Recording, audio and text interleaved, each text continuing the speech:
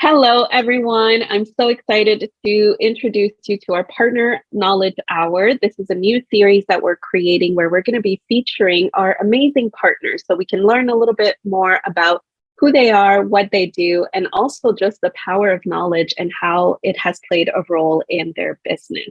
So our first guest today is Dona Franklin from Turnkey Solutions. Hi, Donna. So nice to have you here. Hey, Stephanie. Thank you so much for having us. And I see you have a guest today. Hello, Micah. Hi. Do you want to introduce us? Sure.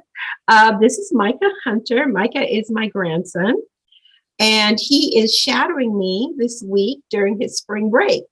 He's 10 years old. He's in the 5th grade. Yes. But it's very important to me that he spends some time and sees what we do and what a business is all about. You may wonder what that has to do with the citizen experience, but it actually is it's parallel to what businesses should do, what governments should do if they want to create a culture of citizen awareness. Awareness and excitement and passion for the citizen experience is not just taught. It is taught. That's important, but it's caught.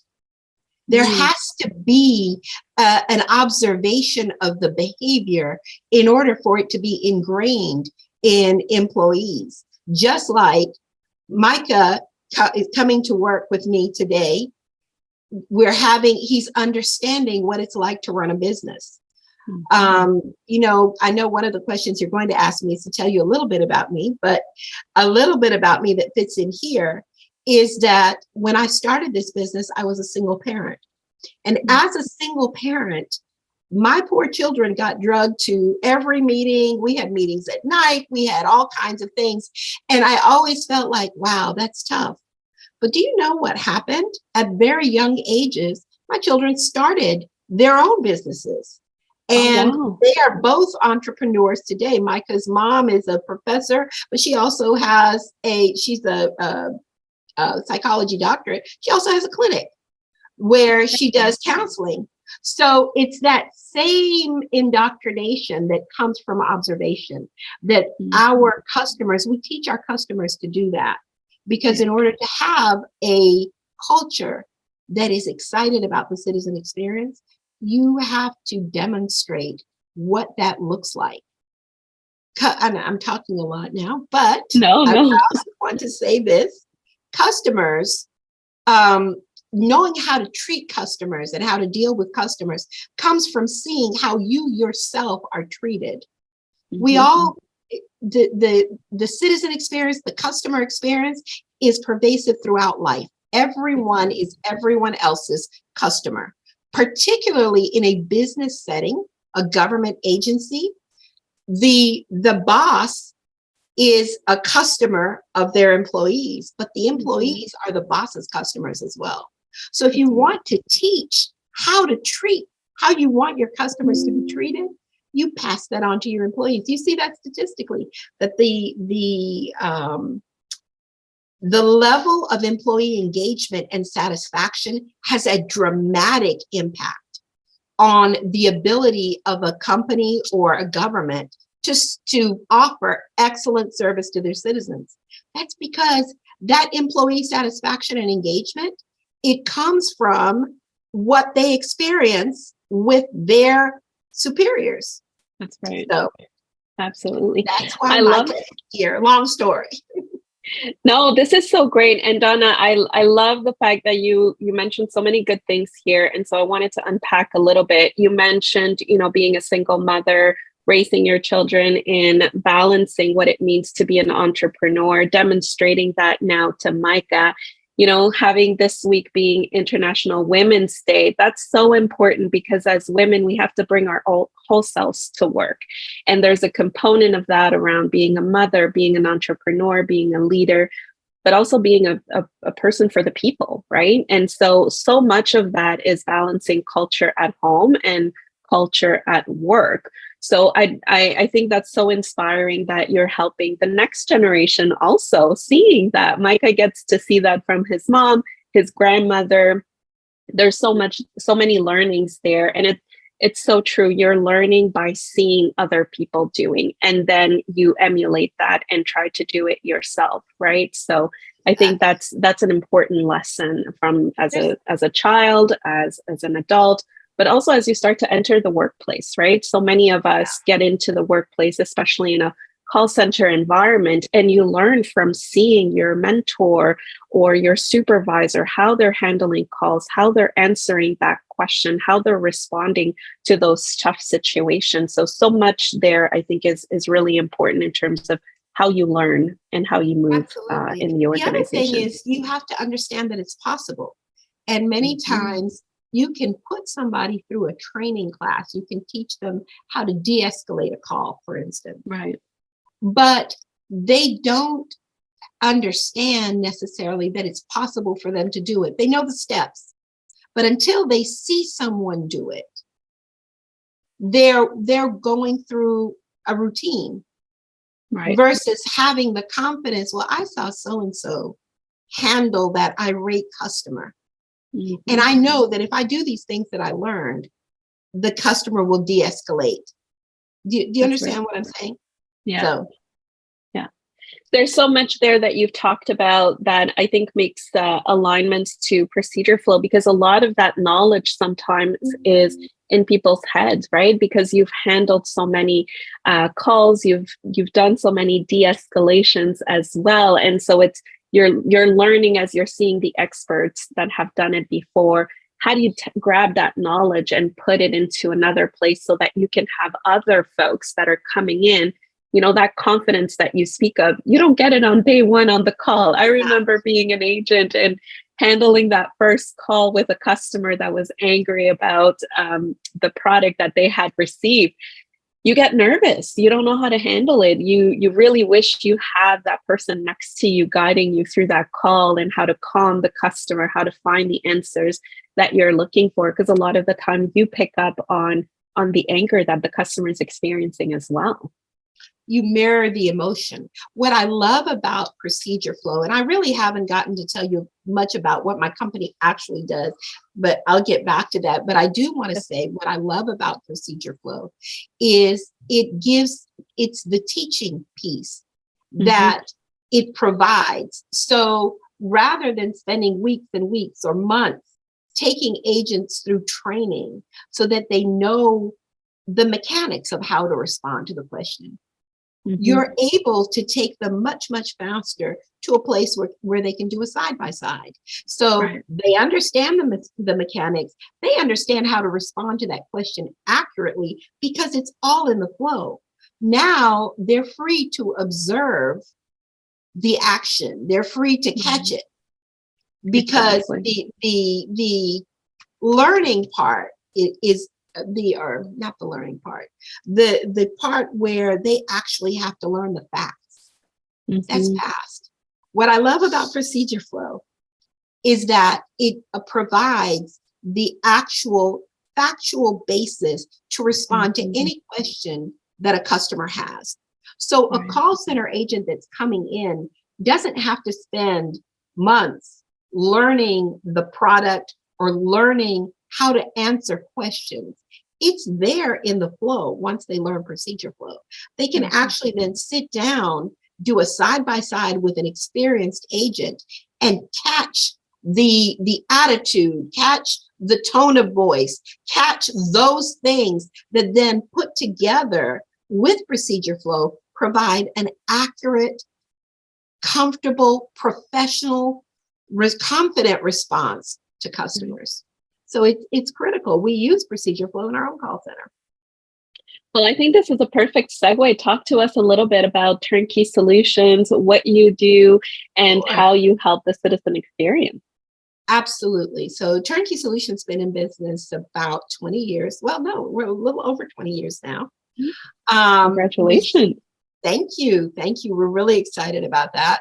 We started the business as a consultancy to governments to assist governments in improving the experience of their citizens. So when citizens call their government, how are they treated?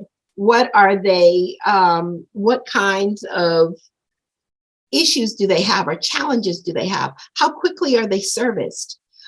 How is the government equipped to respond to them, basically, in every way, both from the standpoint of the type of service that the government offers, in the sense of, oh, is your call answered quickly? Does the person answering your call have a smile on their face? Are they polite to you? Do they know what they're talking about? But also on the backside, are there processes in place that support the type of service that the government wants to offer? Is the technology you have in place enabling your employees to provide good service? So Turnkey Solutions on the consultancy side comes in. We have our own proprietary methodology called API, and it stands for Assess, Analyze, Prioritize, Implement, and Improve. We come in and we do an assessment across all of those things. So we look at the technology, we look at the organization and the employees. Do they need training? What's needed there? We look at the processes. Do you have the processes in place, or are things falling into a black hole? Do you need a call center? Which is why we partner with Procedureflow. Those are things that come into play with the assess piece. Once we do those assessments, we analyze it, we sit down with the customer and prioritize their objectives and provide them with a roadmap of how you get there. Here are some quick wins, things you can do quickly and easily. Here are some longer term objectives, things that require a budget, and we provide the budget, the timeline, all of those things. And then one of the things that differentiates us from many of our I won't call them competitors, our colleagues in the marketplace, is that we don't just leave them with a fluffy document. We help them actually implement. We pull up our sleeves and we work with them to implement what it is that they need. So once things are in place, we have a baseline measurement and we measure. We don't just give you a document and run. No, we want to make sure we make an impact and it actually works. We have a customer recently, the City of Atlanta Department of Watershed Management, that we worked with, and we actually even implemented Procedureflow there. They started that API process started in 2018 with the assessment piece. Within a year, just by implementing some of the quick wins that we provided, in 2019, they were deemed by J.D. Powers to be the most improved utility in the country. That's fantastic. Water utility. Yes, we're really proud of that. Congrats. But we continued, thank you. We continued the process. It included upgrading some of their CIS system. It included making some changes on their website, doing some things with their processes over time. So in 2021, they went to being number 5 from number 32. Wow. Because of some of the things they implemented. And at that point, they decided to launch their own call center. Oh, incredible. So as part of helping them stand up that call center, we had a very short time frame to do it in. And I want to tell the story because it actually has to do with Procedureflow. Yes, we had a very, very short time to train the agents. And so we were scrambling. How are we going to get this done? Literally 2 weeks for something that takes a couple months normally.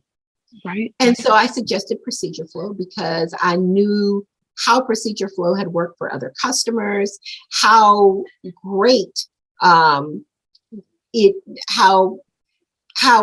helped to reduce training time, how it helped to improve accuracy in responses.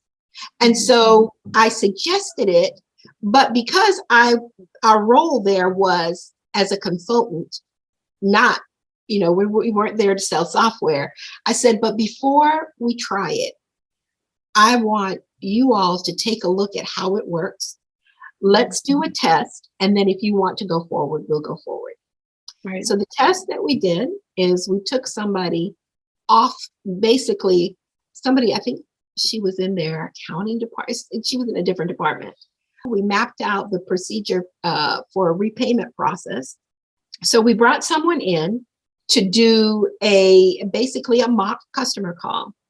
And we mapped out in Procedureflow the process for doing a customer payment plan. Okay. And then which was fairly complex. And then we asked her to take the call and set up a customer payment plan for the customer. Talk to the customer, set it up in their CIS system. When she actually did it, Stephanie, I was blown away because she was able to respond to that call in the same time that the previous call center that was doing this work for them was responding. Their average handle time was the same as hers, but this was without training, without having shown her anything. Wow. And so it was pretty exciting to me because you guys say it's in your advertising, how Yes. it reduces training time. But I actually got to see how someone can go from zero to sounding like an expert in literally a matter of minutes using Procedureflow. So needless to say, they went ahead, they implemented it. And now their call center has expanded. They have a trainer. The first training on their CIS system that they did took 2 weeks. Then as they got better at it, this is training on the technology, not training on how to answer calls. As they got better at it, they were able to do it in 1 week.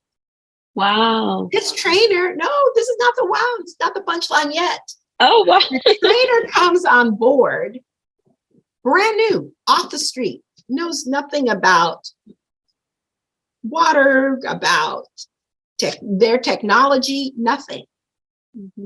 She was able to learn their CIS system using Procedureflow and reduce the training time for 3 days. And the agents who are now the new agents that are coming in, getting this 3-day training, are doing as well or better as previous. In fact, they're putting their previous agents through the process again, through the 3-day process now. Wow. I was just amazed. So, it's interesting you mentioned, because I think there's two things that are kind of happening in the contact center world right now. Is there's so much attrition, right? Your agents are rotating constantly. And so to have the ability to bring someone that has limited experience or no experience to have a tool where they can replicate the same process and answer with that confidence, that has a huge impact on that citizen experience, right? Because the person on the other side of the call doesn't know whether this person is new or not, whether it's the first time, and yet they still have the same high level quality of service.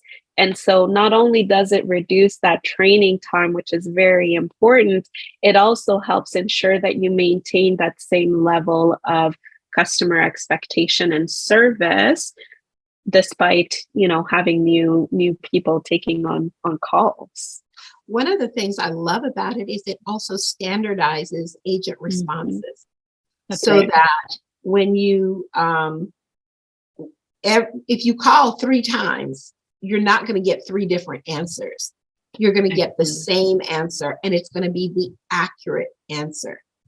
That is so important. And the thing about Procedureflow that creates that situation is the ability to make changes in the flows so quickly, so easily, and then to propagate them throughout the organization.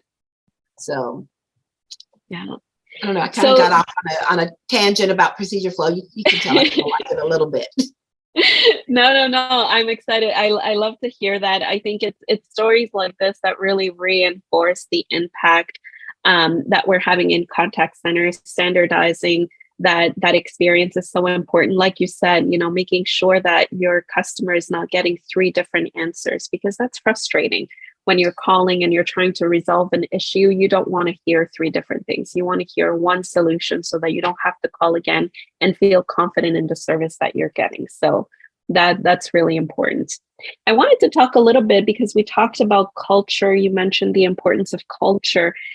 I am wondering, because mentorship is such an important role in the training cycle, in the onboarding experience of a new agent. What do you think mentorship, what is it, the role that it has in that citizen experience? Oh my goodness. Mentorship is critical. It goes back a little bit to what I was saying before, the fact that it's caught. Mm-hmm. When our customers set up mentorship programs, we are very careful to advise them to make sure that the mentors are not just people that have a lot of experience in the business. That typically is the way mentorship programs are set up, particularly with larger customers. They don't have time to sort through things. Oh, you've been doing this 5 years, great mentor. But you can accomplish one of two things with doing that. One, you can have a wonderful person who treats your customers the way you want your customers to be treated, who handles calls accurately, who's careful about what they do. Or you can have someone as a mentor who is there to just get a paycheck and who has found a lot of shortcuts, and they've been doing it for so long. What you find is the person that is being mentored is learning the wrong habits. Mm. The reason I say that there's a balance to mentorship. I think mentorship is incredibly important in creating the culture of your company. If you want a customer-centric culture, if you want a culture that actually people are passionate about the way they take care of their citizens, the way they take care of their customers, you have to find the right mentors, and you have to know your employees well enough to know beyond the fact that so-and-so has been here for 5 years in the call center, for instance. Their numbers are great, but what is their attitude? Does their attitude foster the culture that you want to foster within the call center? What happens when you put the wrong people together is you create something that you don't want. Sometimes you may want a newer person to mentor someone who's been there for a while, because you want them to shadow and learn attitude, learn posture towards customers, learn excellence maybe.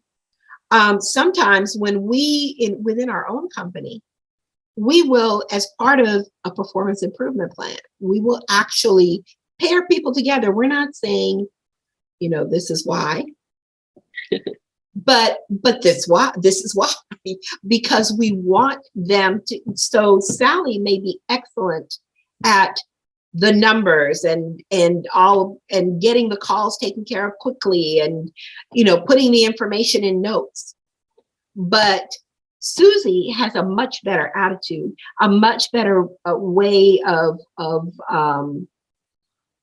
dealing with customers. And so the partnership between the two of them, we always say everyone can learn from everyone else. It doesn't matter how new you are. Right. So mentorship goes both ways. People impact people, and that's what makes a difference. So if there's a culture that you want to create, you need mentors for that culture. You also need mentors who have the ability to do what needs to be done. And then you need to push those things that you want in these relationships. So, we're at Turnkey Solutions, talk to any of our employees. We look for excellence. We expect excellence. If the way you're performing is not excellent, we're going to help you get there, because we're a team. Teamwork is huge. So because teamwork is huge, when people are partnered together, they are looking to help each other. They're not looking at, oh, I'm so-and-so and I'm mentoring you because I have all the experience. No, you can both learn. And the expectation is that you both learn. So I like that you mentioned that you can both learn, because I think, that example was perfect. Is somebody might be an expert in the numbers or in that knowledge or in the process.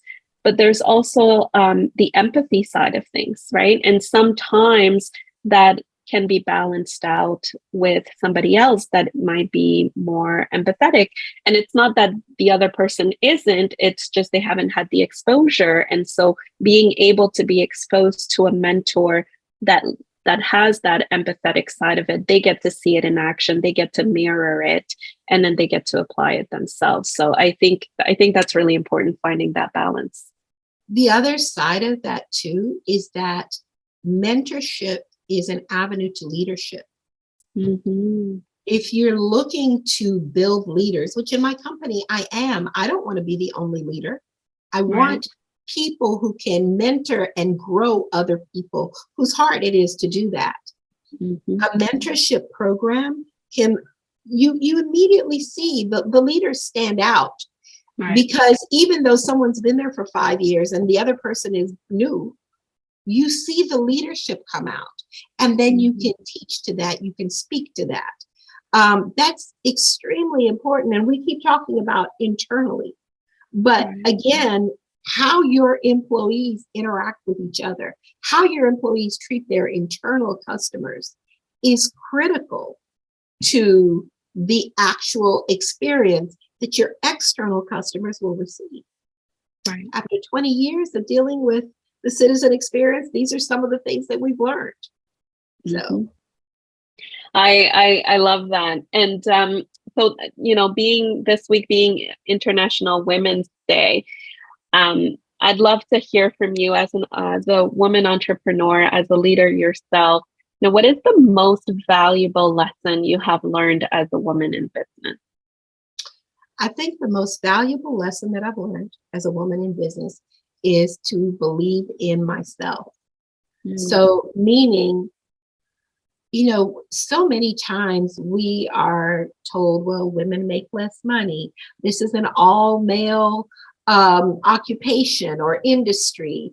You have to go in believing in your own abilities, in your own, being confident in the way that you interact with people, because people respond to you based on your confidence, based on your knowledge. I always try to be prepared when I go into a meeting, and I don't care if I'm meeting with a room of men. I'm going to be as prepared as any of them. And beyond that, I have confidence in me as the person that I am, in the experiences that have brought me.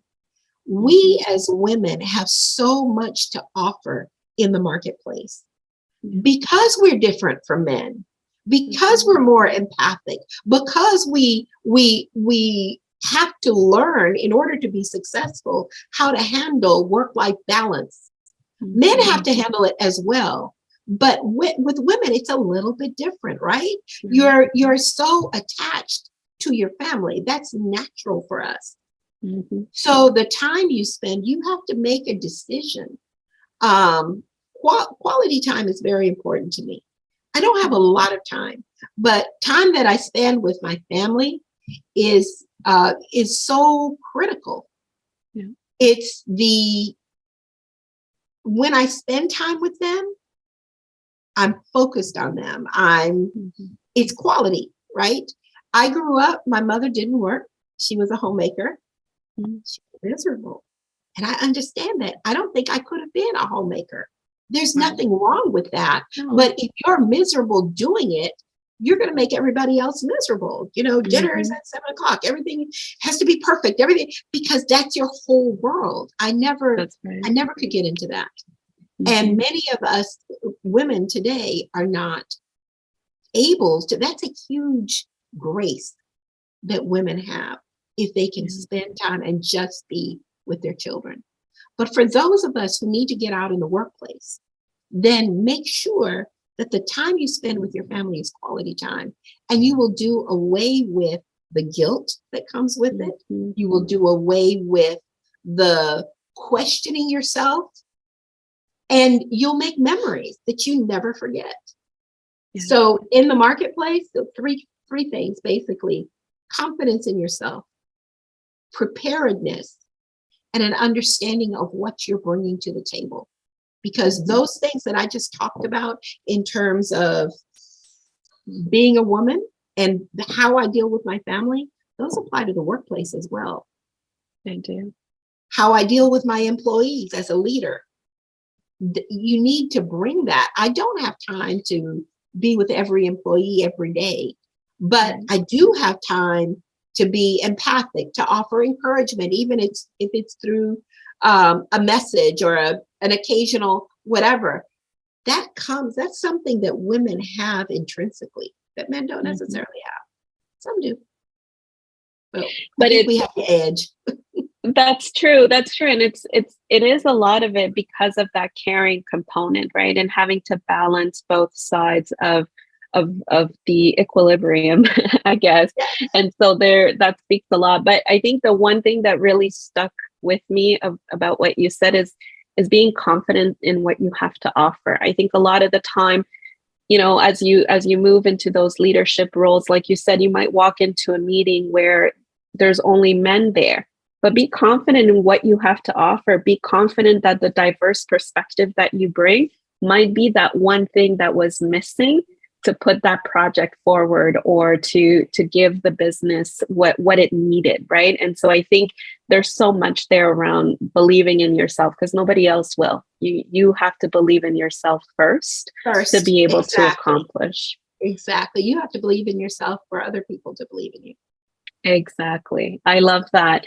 There's not enough women in leadership roles. And I think that's something that we want to see more of, especially with COVID. So many women have had to go back and take, more of that homemaker role because of the situation. What would be your advice to young women out there that are entering the workforce and that they're looking to build their careers? I think number one, it goes back to mentorship. Find the right mentor. Someone, it doesn't have to be another woman. It can be a man who's a great leader, but someone who has achieved what you want to achieve and demonstrates the qualities that you want to demonstrate. And align yourself with that person. Beyond that, I would say as a young woman coming into the marketplace, be prepared, particularly as a minority coming into the marketplace. Don't be offended if people wait for you to prove yourself. Expect it and prove yourself. You have it. You know how to do it. Why would you be offended? No. Hey, choose me. I've got this. Be able to step out there, take the risk, because it's a risk, take the risk and then blow it out of the water. Yeah. So it's, the part about mentorship that you said, find somebody that has the qualities that you want to have. That's so important in finding the right mentor, finding where do you want to go? Who do you want to be known for? And finding somebody that aligns with that is so important because they can show you the ropes as to how they did it and you get to apply it yourself. And then the second part around not being afraid to take that challenge and prove yourself. It's so true. So many times we might shy away because we don't want to show or we don't want to take that space, but you have to be courageous and take that first step. Yeah, you're afraid that you're going to make a mistake, and you might, but you know what? Every mistake is a learning block. So make the mistake and learn. Yeah. Make sure you learn. Don't waste them. Don't waste it. When you make a mistake, learn from it and move on. So. Yeah, that's really important. Dona, you've talked a lot about the great, the experience that you've had and how you've helped customers with Procedureflow. Are there other use cases that you want to share with us in terms of how Procedureflow has helped your business?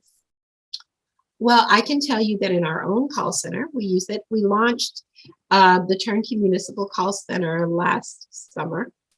And we use Procedureflow as a script for our agents. So the purpose of the Turnkey Municipal Call Center is to provide call answering capabilities for municipalities that aren't large enough or don't have the budget to have their own 311 center. So we answer calls from multiple municipalities around the country. That would be impossible without Procedureflow. Procedureflow makes it very easy for our agents to go to the right municipality and then choose within that flow, choose the frequently asked question or the topic, and then walk the customer through it so that, again, we answer accurately every time. And when there's a change, it's very easy to put it in a system and put it out to all the agents. We can check the reports to see who's using the processes and who's not. If we have agents that maybe are not doing as well from a quality perspective, we go back and we check, okay, and from a quality perspective, what I mean is not in terms of are they following all the steps, but quality also includes providing the correct answer, providing an answer, and providing the correct answer, going through the right process. So we can go back and check our processes within Procedureflow. So we've been really excited to work with you guys. You can tell I'm kind of a fan. I love it. I think, you have the expertise in the government and utility sector. You have a methodology that really helps organizations achieve that success. But like you said, it's not just being able to say, here's what you need to do. It's also showing them. It goes back to that culture. You can really see that your company focuses on the showing and doing and then monitoring, which I think is really critical when you're trying to change, organizational behavior. Yes, when you're looking to make an impact within government, culture is very unusual in that, and this is just from 20 years of experience and working with different governments. I don't know that I could mention even one that does not have very siloed behavior, meaning everybody has their kingdom, they don't really want anyone else to have the information. This is what we do. This is our stuff. That creates tremendous issues for the citizen, because if you call the wrong department, we had a an employee focus group once with one of our customers that I use it as an example every time because it was such a simple solution, but it pointed to how siloed the environment was. One of the complaints that the employees had, they said, we could really do a better job of servicing our citizens if we had a list of contacts and what everybody does and their phone numbers. Then we could just transfer people to the right place the first time, as opposed to now they get transferred around 5 or 6 times, because if you call me and that's not my department, I don't really know who does that. So the silos within government, it took them maybe 2 days to put together and by the way, Procedureflow, this particular customer didn't have Procedureflow, but that would be an excellent application for Procedureflow. Just a little shameless plug. But this it took them 2 days to put together this database and to distribute it to all the employees. And it improved the way that their customers perceive them. Even when we did a citizen survey, you could see the uptick in that factor, in that area. So it's little things that make a huge difference sometimes. That cost them no money. It took no time. They didn't need a roadmap to do that. They just needed to understand that, if you do this, it's going to help you do that. Yeah. So. And you know what? It's so true. Sometimes as organizations grow, more departments get added, you lose sight of how is the company growing. Sometimes you're in one department, you don't have that visibility. And so just being able to share that information, that's so true. Yeah. Sometimes we overlook that simple action of share the departments and who to contact. That's so foundational, but we often overlook it. we overlook it, even in terms of processes with departments who work together, and department A will make a change, but because they're each doing their pieces just fit together in the puzzle, but each of them is doing their piece. And from a government perspective, I don't know of a group of people that works harder than government workers. They're often understaffed. And so people are filling multiple positions, multiple roles. And so they'll change something and it improves the process in organization A. But now when you go to organization B, it actually causes everything to fall into a black hole. Right.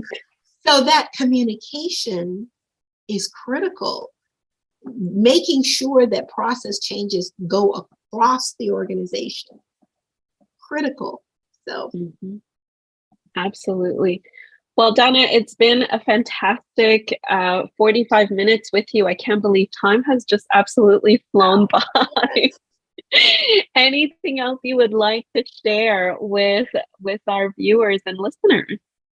Well, just in light of the fact that it is International Women's Month, I just want to encourage my sisters to go forward, to be strong, to be confident, to know that you have tremendous talents and gifts to offer the world.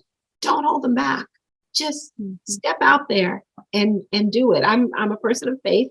So for me, it's all about God and how He propels me. But I know that having that faith, you can have it in yourself as well. And that faith to go forward, that faith to take the step of faith. There we go. I love that. And it's so true. Whatever powers you, whether it's through prayer, it's through your community, it is so important to find what fuels you, to give you that courage and take that leap of faith. It's so important. Yeah. Micah, I also want to thank you for being on this call. You have been an absolutely great co-host. Have you enjoyed your first webinar? I think this is your first webinar. Yes, ma'am. Yes. Well, thank you so much, both of you, for taking the time to talk to us. It's been such an inspiring conversation. Donna, how can people get a hold of you? They can reach us on our website, which is Turnkey Solution, onesolution.biz, B-I-Z, or they can call our call center, our main number, 478-313-1000. Amazing. Well, thank you so much both for your time. We truly appreciate you. Thank you so much, Stephanie. Really enjoyed it.